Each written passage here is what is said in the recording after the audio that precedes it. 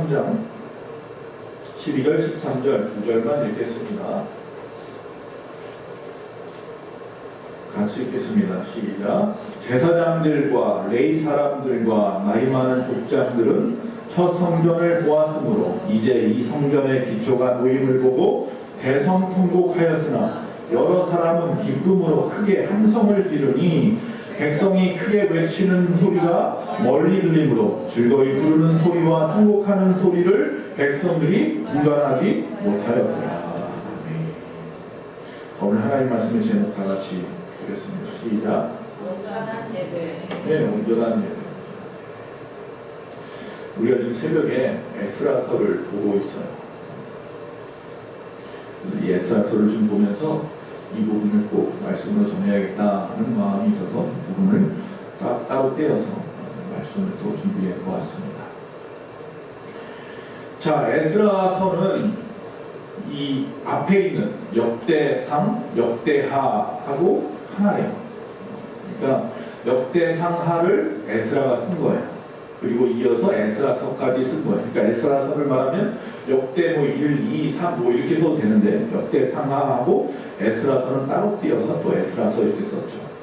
물론 그 이유는 에스라한테 나중에 천국 가서 물어보시고요.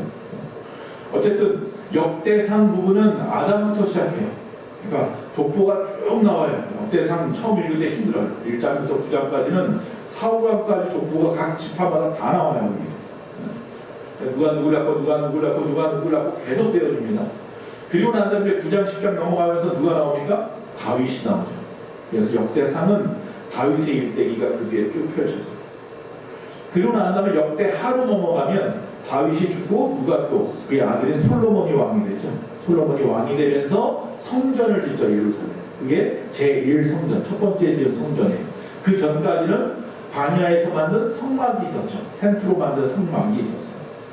그 성막이 이제 다윗 때에 예루살렘으로 넘어오고 나서 기브아 산당 있는 곳에 있다가 드디어 이 다윗이 죽고 난 다음에 솔로몬이 왕이 되면서 한 일 중에 하나가 바로 성전을 짓는 일이었어요.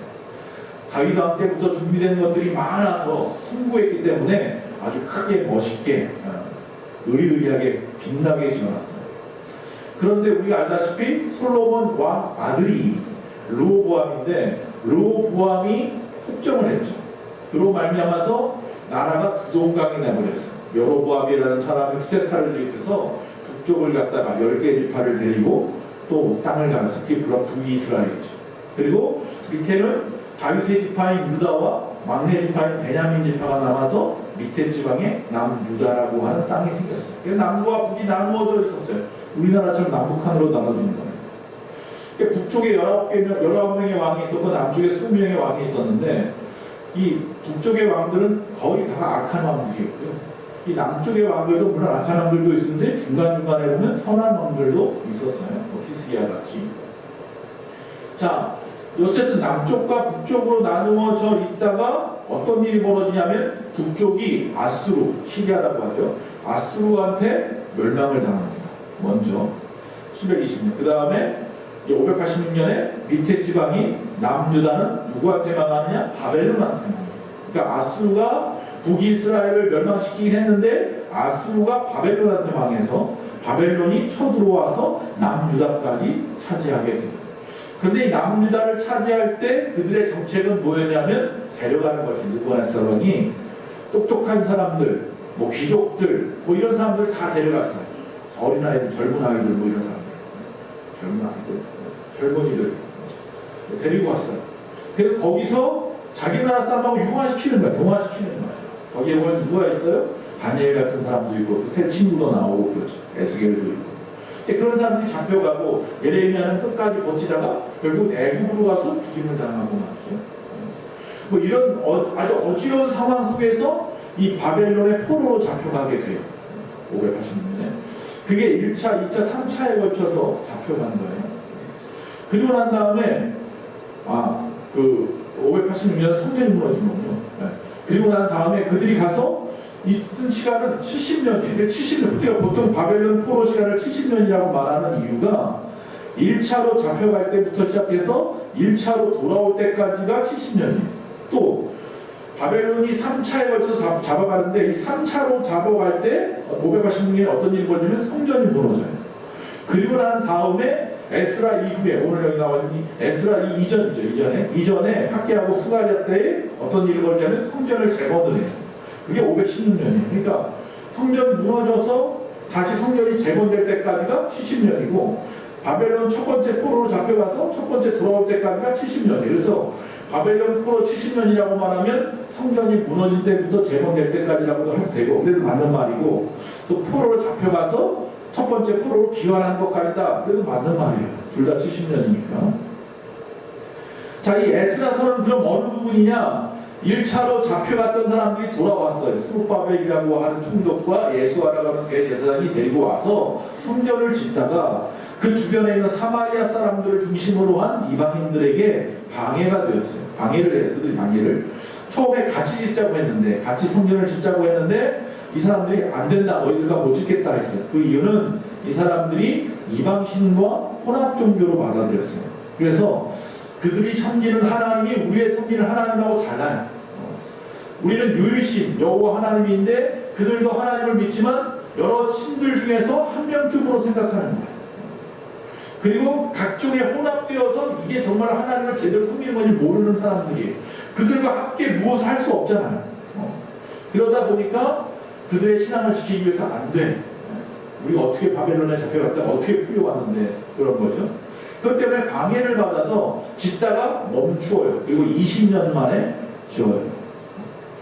그리고 난 다음에 이제 성을 다시 또 이제 예루살렘 성전을 지었으니까 성벽을 쌓으려고 하는데 또 반대가 일어난 거예요. 그래서 하다가 또 멈추어요. 그때 2차로 에스라라고 하는 오늘 나와 있는 이 사람이 학사인데 이 사람이 몇 명을 데리고 돌아와요. 몇천 명을 데리고.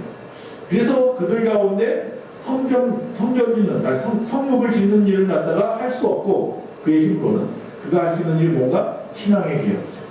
그래서 그들 가운데 개혁을 시켜요. 신앙의 개혁. 회개하게 하고 이방인과 표본한 사람들은 갈라놓기도 하고 말이죠. 눈물을 흘리면서 그래서 온전한 신앙으로 다시 되돌리는 일을 시작했어요.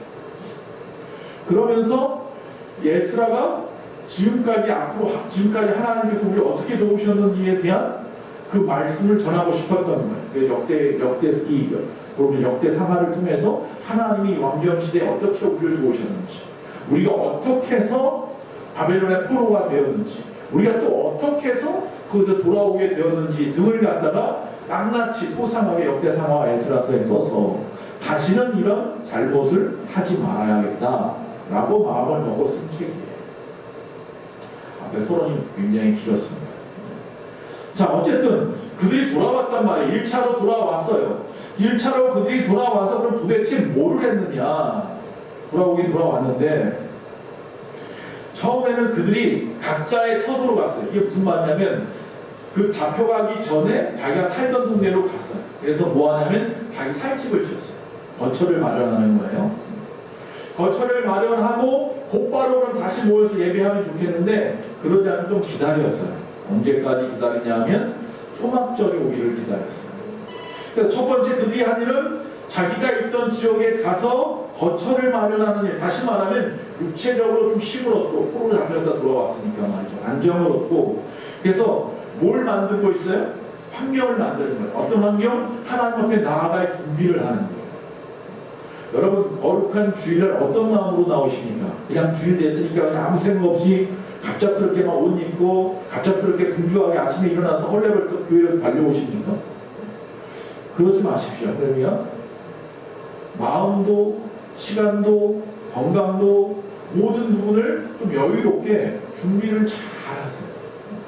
그러니까 우리의 바이오리듬이라고 하는 것을 어디다 맞춰요? 거룩한 주일에다가 맞추시기 바랍니다. 그래야 되는데 많은 사람들은 세상의 것에 맞췄다가 그러다가 나머지 남는 시간 가지고 주일날 나오려고 하니까 그 믿음이 깨져버리니까 주일날 나와서 꾸벅꾸벅 졸고 주일보다 세상이 더 좋고 이러면 안 된다는 거예요. 그들은 이 절기가 오기를 기다렸어요. 첫 번째 절기가 이게 바로 초막절이었죠. 이스라엘 백성들에게는 유대력이라고 하는 달력이 있고 종교력이라고 하는 달력이 있어요. 두 개가 달라요. 자, 유대력이라고 하는 것은 뭐고 종교력이라고 하는 것은 뭐냐면 종교력은 그들이 말하는 유월절, 출애굽한 그 절기를 갖다가 첫날로 잡아요. 그래서 그게 그들의 종교력의 새해예요. 그게 보통 2월, 3월 때 되죠. 바로 지금 이 시간. 우리가 지금 이제 이번 다음 주 수요일부터는 뭐예요? 사순절이에요. 그 바로 그 사순절 40일 지나고 나면 뭐가 있어요? 부활절이 있죠. 그와 비슷한 어간으로 이렇게 연결이 돼요. 자, 어쨌든 그 6월절서부터 시작하는 것은 종교력이고요. 그들이 말하는 유대력, 그들이 이제 종교력 말고 자신들이 말하는 그 유대력으로 말해서 1010년은 언제냐면 그로부터 7달 후. 그럼 언제냐면은 초막절, 다시 말하면 나팔절이라고 하는 절기인데 그때는 10월달쯤이에요. 그러니까 10월 첫날 정도 되는데 그때가 바로 1일날이 나팔절, 그리고 10일날이 속죄일, 대속죄일이라고 해서 대제사장이 지성소에 1년에 한 번 들어가는 날, 온 백성들을 위해서 자기와 온 백성의 죄를 갖다 빼게 하는 날. 그리고 나서 15일부터 시작해서, 그러니까 10월 15일이죠. 15일부터 뭐가 시작되면 초막절. 그들이 이제 하나님께서 이스라엘을 애굽에서 출애굽시키고 6월절, 그리고 그들이 돌아와서 광야 40년 사는 동안에 하나님이 그들을 보호하시고 불기둥과 기름부둥. 그래서 그 초막을 지어놓고 광야 생활을 체험하는 거예요. 일주일 동안, 8일 동안이 정확하게. 그래서 첫날과 마지막은 그리고 나서 뭐하는 성회로 모여요. 다 같이 모여서 하나님 앞에 예배하는 거예요. 그 초막절 절기가 그들에게 이제 오는 거예요. 자, 그들이 처음으로 바벨론에서 와서 이제 이스라엘에 정착을 하고 있는 동안에 뭘 준비한 거예요? 초막절을 기다리고 있는 거예요. 초막절이 오기를 기다렸다가 드디어 초막절이 되어서 첫 번째 그들이 하나님 앞에 제사를 드리는 거예요. 그 제사를 갖다 지내기 위해서 뭐가 필요하냐면 성전이 있어야 되잖아요. 근데 성전은 어떻게 했어요? 이미 무너졌어요. 솔로몬의 그 화려했던 제1성전이 바벨론 3차 잡혀갈 때 시드기야 왕이 두 눈이 뽑혀서 끌려가던 그때 완전히 무너졌어요. 회파되어져 돌무더기가 됐어요. 돌무더기가 됐어요. 얼마나 마음이 답답하겠어요. 그들이 그것을 기다리는 거예요. 주일을 기다리듯이, 우리가 주일을 기다리듯이 절기를 기다리고 있는 거예요. 초막절이. 근데 막상 그때 가봐야 아무것도 없단 말이에요. 성전도 없고. 그러니까 어떻게 합니까? 급한 대로 제단만 쌓았어요. 돌무더기 위에다가 제단만 쌓아놓고 그리고 절기를 지키는 초막절을 온 백성들이 다 모여서 그 마음이 어떤 마음이 들었을까요? 저와 여러분 같은 어떤 마음이 들겠어요? 성전을 짓고 싶겠죠. 막 불같이 일어났어요. 이 마음에 사람들이. 그래서 이 바벨론에게 돌아온 게 아니죠. 바벨론이 또 누구한테 망해요? 메데바사한테 망해서 메데바사가 보내준 거죠. 그러니까 바벨론의 포로로 잡혀갔지만 바벨론이 보내준 게 아니라 바벨론이 페르시아한테 망해서 이 페르시아 왕인 고레스가 보내준 거잖아요. 고레스 친령은 뭐냐면 가서 너희 땅을 차지하고 성전 지으라고 한 거란 말이에요. 그러니까 성전 지으라고 하면서 그들이 돈도 주고 물질도 주고 다 줬어요. 그거 가지고 백성들이 가지고 왔다가 그걸 다 성전 앞에 내놓았어요. 성전 짓자 말이죠. 성전 짓기 전에 뭐부터 한 거예요? 예배부터 한 거죠. 그게 바로 초막절이죠. 여러분, 무엇보다 예배가 먼저. 무엇을 하든지 먼저 예배하십시오. 여러분, 이사를 갈 때도 마찬가지고 어떤 사업을 할 때도 마찬가지고 직장에 출근할 때도 마찬가지고 어떤 진로에 대한 문제를 가지고 어떤 일을 시작할 때도 마찬가지고 항상 뭐부터 시작하죠? 예배부터 하세요. 예배하는 것입니다. 그들이 집에서 살 거처를 만들면서 끊임없이 뭘 기다렸다고요? 초막절 절기를 기다리는 것처럼 우리가 주일을 기다리는 거고 그것이 모든 삶의 처음인 거예요. 여러분, 주일은 일주일의 첫날입니다. 여러분 달력을 보시면 주일이 빨간색으로 되어 있고 그날이 처음에 와 있어요. 마지막이 아니라. 그러니까 처음 예배하고 일주일을 사는 거. 우리가 착각하는 게 뭐냐면요. 옛날 그 안식일의 개념 때문에 일주일 동안 세상에서 살다가 마지막 날 예배한다고 생각해요. 그게 아니에요. 첫날 예배하고 일주일을 사는 거예요. 아십니까? 그래서 첫 시간, 하나님은 첫 것을 좋아해요. 여러분이 오늘도 누군가 11조를 올렸는데 11조라는 게 그런 거잖아요. 하나님이 나에게 주신 것에 첫 것을 구별하여 드리는 게 11조예요.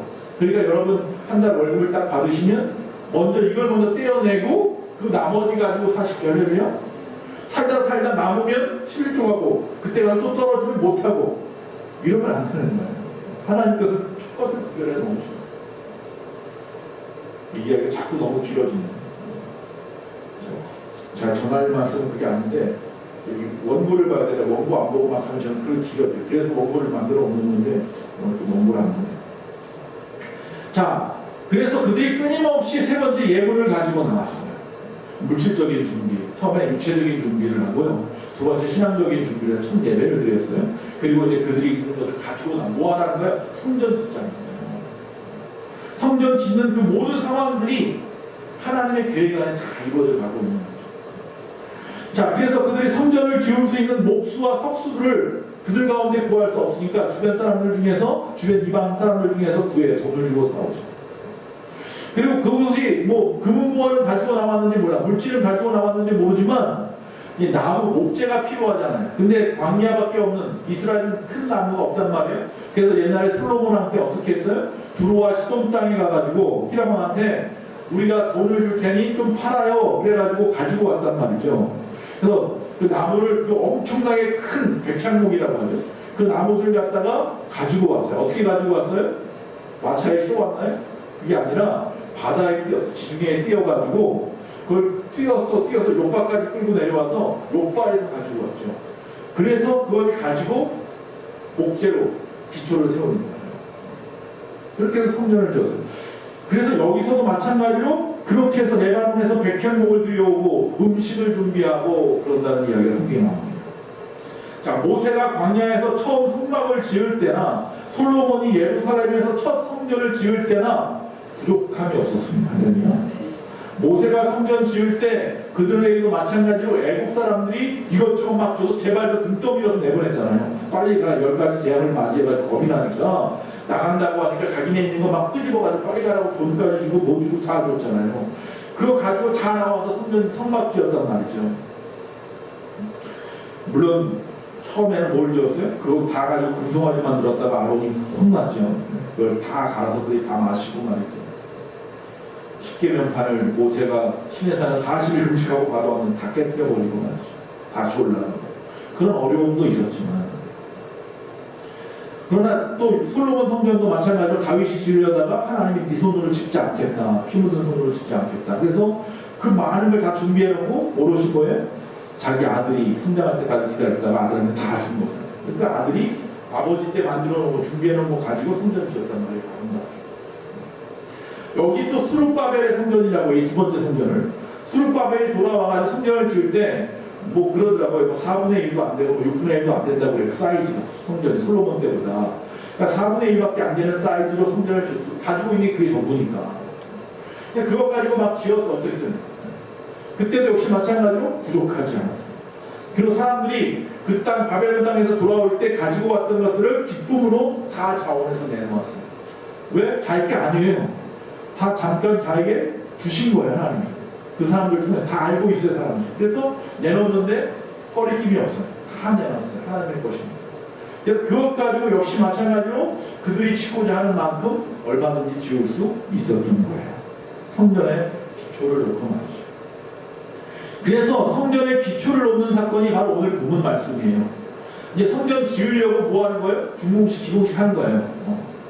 그럼 많은 사람들이 또 모여가지고 있고, 제사장이 앞에 예복을 다 갖춰 있고, 주변에 레위 사람들이 있고, 재경 들고 뭐 들고 막 찬양대가 서 있고 말이죠. 그러면서 이제 첫삽을 뜨려고 하는 거예요. 그러면서 다 같이 찬양하고, 그리고 나팔을 불어대고 막 찬양을 하는데, 많은 사람들이 어떻게 해요? 여기 보니까 통곡하면서 우는 사람들이 있고요. 또 어떤 사람은 막 기뻐가지고 막 어쩔 줄 몰라하는 사람들이 뒤섞였어요. 이게 우는 소리인지 모를 정도로 뒤섞여 있다라고 이야기를 해요. 자, 이처럼 성전의 기초를 놓는 것은 초막절을 지낸 그 다음에 둘째 달이라고 했어요. 4월이나 5월쯤 되겠네요. 자, 둘째 달에 그들이 기다렸다가요. 만 초막절이 지났으면 예배를 드렸으니까 이제 곧바로 시작해도 되는데 왜 안 했을까요? 건기를 기다렸어요. 건기가 돼야 된다는 거죠. 그래야 그들이 성전 짓는데 어렵지 않기 때문에 그 다음에 둘째 달이 될 때까지 기다렸다가 건기가 오니까 그들이 이제 기후가 일할 수 있는 기후가 되니까 그때 일을 하는, 좀 기회로 와야 합니다. 조금 기다려도 돼요. 내가 생각해서 하지 말고요. 하나님이 하라고 하는 게 뭐라요? 기다릴 줄도 알아야 할 줄로 믿습니다. 이스라엘 백성들이요, 이때 성전을 지을 때 끝까지 만약에 우겨가지고 막 지었다고 한다면 사마리아 사람이나 주변 사람은 계속해서 부딪혔을 거예요. 아니면 그들하고 같이 손잡고 그래 알았어 너희들 같이 진짜 이래버렸으면 다 짓고 난 다음에 서로 내 거니 네 거니 하면서 싸울 거예요. 그냥 기다리는 거예요. 하나님이 그렇게 만들어 가실 때까지. 조금 내가 손해도 보고 시간적으로 좀 많은 시간이 걸릴지 몰라도 내 뜻하고 내 계산하고 안 맞아도 좀 기다릴 때는 좀 기다릴 줄도 아셔야 돼요. 아니 어느 교회는 이렇게 막 빨리 부흥해서 막 갑자기 1000명 되고 10,000명도 되는데 우리 교회는 왜 10년이라도 좀 기다려도 돼요. 급하지 않아요. 하나님이 원하시는 때가 있어요. 내가 변하지 않는데 내 마음이 변치 아니하고 기다리면 될 줄로 믿습니다. 남은 빨리빨리 고쳐주시는데 왜 나는 안 고쳐주시지? 좀 기다려보세요. 하나님의 다 뜻이 있겠죠. 자, 그래서 그들은 여호와는 선하시니 이스라엘 향한 그분의 인자하심이 영원하다 이렇게 외치면서 그들이 하나님 앞에 찬양을 할 때에 여기 나와 있는 대로 두 가지 감정이 섞여 있는데 하나는 슬픔의 감정이고 하나는 기쁨의 감정이 그 예배 안에 있구나. 12절 말씀 한 목소리 한번 다 같이 한번 읽어볼까요? 12절입니다. 시작. 제사장들과 레위 사람들과 나이 많은 족장들은 첫 성전을 보았으므로 이제 이 성전의 기초가 놓임을 보고 대성통곡하였으나 여러 사람은 기쁨으로 크게 함성을 지르니. 자, 여기 첫 번째 뭐예요? 통곡의 소리가 나와요. 그렇죠? 누가 울어요? 제사장들과 레위 사람들과 특히 나이 많은 족장들이. 이 사람들은 어떤 사람들이에요? 첫 성전인 솔로몬 성전을 본 사람들. 지금 솔로몬 성전이 무너지고 이들이 성전을 지으려고 할 때까지 얼마냐면 50년이에요. 50년 후에 다시 지으려고 하는 거거든요. 그리고 20년 있다가 완공이 된 거예요. 자, 50년 전이면 내 나이가 한 60세만 돼도 기억이 나는 거예요. 올해가 6.25 발발 몇 년인가요? 73주년 그 정도 되겠네요. 1950년이니까. 그럼 연세가 80 정도만 되셔도 다 기억을 하시는 거예요. 6.25 때 어떤 일이 있었는지 다 기억이 났어요. 저희 어머니 보면 6.25 때 어떻게 했는지 아주 생생하게 다 기억하시더라고요. 어머니 연세가 83세. 그러니까 그런 거죠. 이 사람들이 지금 연세가 지금 얼마나 되는지 모르겠지만 70, 80만 돼도 그 당시에 성전, 그 의리하고 화려했던 성전을 기억한단 말이에요. 이 사람들이 뭐 하는 거예요? 성전을 지으려고 하면서 울고 있는 거예요. 통곡하면서. 젊은이들은 뭐예요? 드디어 성전을 짓는다 하면서 뭐 하는 거예요? 기뻐하고 있는 거예요. 두 가지 감정이 섞여 있어요. 자, 통곡의 소리를 하는 이유는 바로 이전에 성전을 보았기 때문에, 그 화려했던 솔로몬의 성전을 보았기 때문에 그 당시 50년 전에 바벨론에 의해서 불타버렸던 그 성전을 기억할 것이고, 또 그들이 돌아왔는데 50년이 지난 지금 보니까 그대로 방치되어 있는 돌무더기를 보았을 것이고, 또 그 당시 그 화려했던 것을 보았는데 이제 다시 첫삽을 뜨는데 초라하게 지어야 하는 이 상황에 대해서도 보았을 것이고, 또 아직 돌아오지 못한, 함께 했으면 좋겠는데 함께하지 못하는 사람들이 또 떠올라서 일 수도 있을 것이고, 여러 가지 복합적인 그런 마음에서 어떻게 해요? 통곡하면서 우는 거예요. 이 통곡은 어떤 통곡일까요? 회개입니다. 우리가 하나님 말씀대로 행하지 아니함으로 말미암아서, 우리가 타락함으로 말미암아서, 하나님을 떠남으로 말미암아 성전이 무너지고 불타버렸고, 다시 돌아왔는데도 그대로예요. 돌아온 우리의 모습은 너무나 초라하고, 하나님의 성전을 지어드려야 하는데 하나님의 성전을 갖다가 지을 만한 여력은 별로 없고 말이죠. 자, 또 어떤 소리가 있다고요? 기쁨의 소리가 있었답니다. 여러 사람은 기쁨으로 크게 함성을 지르니 그랬습니다. 이 사람들은 젊은 사람들인데, 자, 70년 포로 생활 동안 그들은 그발강가라는 곳에서 예루살렘을 바라보면서 눈물을 흘리면서 돌아가고 싶어서 돌아가게 해주세요. 거기서 마음껏 예배하고 마음껏 살고 싶어요. 신앙 지키면서 말이에요. 그래서 그들은 그 말이, 그들의 그 기도가 정말 이루어진 것에 대한 감격인 거죠. 그래서 그곳에 돌아왔어요. 돌아와서 마음껏 하나님 앞에 지금 제사도 드렸고 마음껏 나와서 예배드릴 수 있는 성전을 짓는다는 기쁨이 컸어요. 그리고 이제 이곳에서 하나님과 친밀한 영원한 교제를 하면서 살면 되겠구나 라고 하는 안도 때문에 더 기뻤던 거죠. 근데 두 가지 중에 뭐는 옳고 뭐는 틀리고 이게 아니에요. 두 가지 감정은 다 우리에게 있어야 합니다. 그래서 이 통곡의 소리와 기쁨의 소리가 합쳐졌을 때 온전한 예배예요. 이것은 제가 이런 말을 표현하고 비움과 채움이라고 표현하고 싶어요. 이 통곡 소리는 우리의 비움의 시간인 거고요. 기쁨의 소리는 채움의 시간인 거죠. 그 두 가지가 다 있어야 온전한 예배입니다. 항상 뷔페를 갈 때마다 문제는 뭐냐면 접시 들고 돌아다니는 거죠. 고민이 생기잖아요. 무엇을 담을 것인가. 저는 또 이제 문제가 되는 게 뭐냐면 너무 많이 담아 한 번에. 몇 번 왔다 갔다 하면 되는데 이제 오늘 같은 경우는 이제 100인분을 시켰단 말이에요. 근데 모인 사람이 한 80명, 90명 돼. 그러면 이게 모자랄까봐, 빨리 떨어질까봐 한 번에 이제 많이 담는 거예요. 이 많이 담으면 실수가 뭐예요? 과식하게 되고, 두 번째는 뭐냐면 섞여가지고 음식에 음식을 싸다가 섞여가지고 이게 짠맛, 단맛 합쳐져가지고 무슨 맛인지 모르겠는 거예요. 그래도 그냥 그렇게 먹어.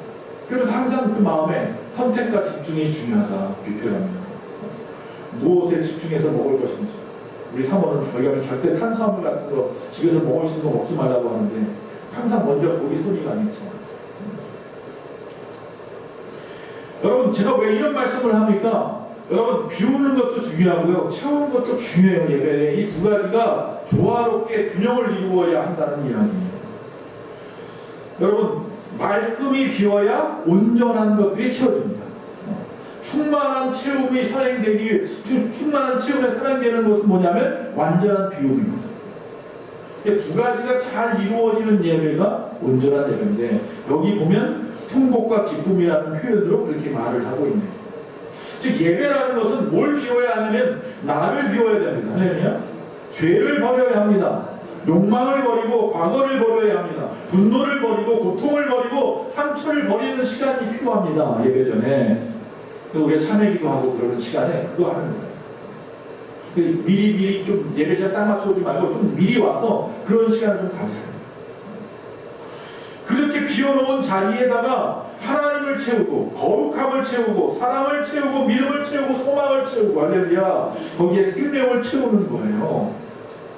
말씀을 통해서, 찬양을 통해서 주의 음성을 듣고.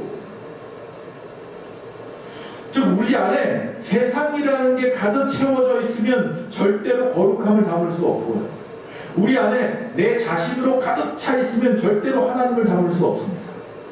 우리 안에 욕망으로 가득 차 있으면 사랑과 겸손을 담을 수 없습니다. 우리 안에 의심이 채워지면 믿음을 담을 수 없고요, 우리 안에 절망이 채워져 있다면 희망은 담을 수 없습니다. 우리 안에 죽음으로 채워져 있다면 생명을 담을 수도 없습니다. 그래서 비우는 일과 채우는 일을 예배 가운데 조화롭게 균형 있게 선택과 집중을 잘해서 나에게 필요한 부분들, 예배를 성공시키십시오. 예배의 성공자가 되셔야 합니다. 하나만 더 말씀을 드리면, 그러면 예배는 비우고 채우면 되느냐? 비우고 채우면 되는 것이 아닙니다. 거기에 중요한 거 하나가 있습니다. 감사합니다. 감사가 빠지면 안 됩니다. 예배는.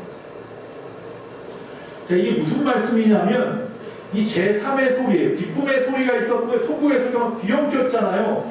그런데 그 전에 한 가지 소리가 더 있었어요. 그게 뭐냐면 감사의 소리였어요. 11절 앞부분에 보면 이렇게 말해요. 찬양으로 화답하며 여호와께 감사하여 이르되 주는 지극히 선하심으로 그의 인자하심이 이스라엘에게 영원하시도다. 할렐루야. 감사의 찬양이 있었다는 거예요. 그러니까 통곡과 기쁨 그 사이에, 그 이전에 감사의 찬양이 같이 또 뒤섞여 있었어요. 제가 왜 지금 감사라는 얘기를 자꾸 하느냐면, 이게 빠져버리면요 비움과 채움이 내 중심이 돼요. 이게 무슨 말이냐면, 우리가 우리의 삶의 현실 속에서 이 기쁨의 소리는 더욱 커지고 통곡과 슬픔의 소리는 잦아들기를 원하십니까? 라고 말할 때 아멘 할 수 있단 말이죠. 기뻐야죠. 사람이 통곡에서는 버려야, 슬픔에서는 좀 버려야 되지 않습니까? 맞는 말일 수도 있고 아닐 수도 있어요. 내 중심이 되면 안 되는 거예요. 귀를 기울이지 않으면 잘 들리지 않은 소리일 수도 있지만 우리가 정말 들어야 할 소리는 바로 이 감사의 찬양의 소리를 들어야 하는 거예요. 이 세 가지 소리 중에서. 즉 하나님께 주목하지 않으면 감사할 수 없어요. 그러니까 우리가 예배 시간에 비우는 일, 채우는 일이 나를 위한 것이 되어지면 하나님은 버려도 돼요. 하나님이 중심이 되게 하기 위해서 끊임없이 감사가 올라가야 해요. 예배는. 자, 10명의 나병 환자가 예수님 앞에 나왔고 그들이 제사장에 가서 보이라 그래서 제사장한테 보이고 났더니 나병이 다 나았잖아요. 그런데 그 중에 단 한 명만 예수님에게 왔죠. 그리고 감사를 갖다 하죠. 그래서 예수님이 너는 구원까지 받았다고 얘기하는 거예요. 그 9명은 육체적인 것만 나았는데 이 한 사람은 육체적으로 나은 뿐만 아니라 영생을 얻었습니다. 자, 여기 지금 중요한 것은 이 찬양의 소리는요, 솔로몬 때도 있었고요. 성경에 보시면 성막을 지을 때도 있었어요. 성막 지을 때도 이 찬양이 있었고 또 성전을 지을 때도 이 찬양이 있었고 여기 또 스룹바벨의 새로운 또 성전을 지을 때도 이 찬양은 빠지지 않았어요. 이게 빠지면 안 되는 거예요. 주는 지극히 선하심으로 그 인자하심이 이스라엘이 영원합니다. 할렐루야. 하나님 앞에 주목하는 거예요. 이 주목되지 않으면 예배가 뭐가 된다고요? 세상 사람들이 자기 이제 신 앞에 가가지고 비나이다 비나이다 하는 거하고 똑같아지는 거예요. 자기가 잘 되려면 복 받겠다는 거죠. 그러나 이 모든 일들이 내를 비우고 나를 채우는 일, 이 모든 나만의 것이 아니라 이 모든 일들이 하나님 앞에 영광이 되기 위한 것이어야 한다는 거죠. 또 그분을 높이는 일을 빠뜨려서는 안 된다. 그 의식을 가지고 사세요. 세상 가운데. 그래서 감사가 중요한 겁니다. 말씀을 너무 길어져서 이 말씀을 마치겠습니다. 성도는 예배를 통해서 수르바벨 성전처럼 우리의 삶 속에 무너진 영역을 회복시키고 하나님의 역사를 믿음의 눈으로 바라보고 항상 감사의 찬양을 해야 될 줄로 믿습니다. 이스라엘 백성이 그 길고 혹독했던 그 고난을 겪었기 때문에 감격하고 또 눈물의 예배를 드릴 수 있었습니다. 우리도 모든 환난의 시간을 통과해서 참된 영적인 그런 제사를 하나님 앞에 나와서 드려야 합니다. 그 예배를 드려야 합니다. 주님의 선하심과 그 인자하심을 날마다 찬송하는 것 잊어버리지 마시고 그러지 않으면 내 중심이 됩니다. 하나님 중심이 되지 않습니다. 늘 감사의 예배, 감사의 제사를 드리는 저와 여러분 되시기를 간절히 바랍니다.